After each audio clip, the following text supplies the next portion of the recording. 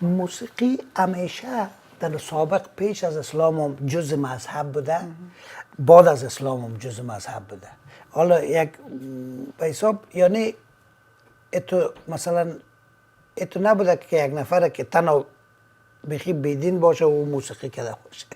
او تو نیست. موسیقی حالا طریقی چشتیه معمولا اشعار شما تصوفی و چی رو میخوانن که مثلا در وقتی که مکه تصرف شد توسط پیغمبر اسلام محمد صلی الله علیه وسلم، اونجا در دو طرفه خانما و آقایان با دایره می نواختن و می خواندن برای خوش آمدید گفتن پیغمبر خدا.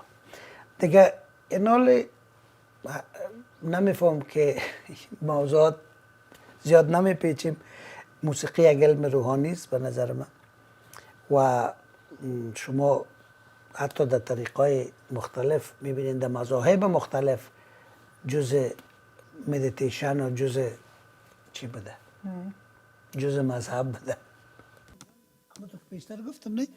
وقتی که محمد صلی الله علیه و سلم با مدینه هجرت میکردن، باز مردم مدینه با موسیقی، با می طرز، با می آهنگ را که ما براتون میگم، اونا را استقبال کردن با نواختن دف و می دایره که شما میگم. چطور بود طرز؟ طلع بدر علینا من ثنیات وداع وجب الشکر علینا ما دعا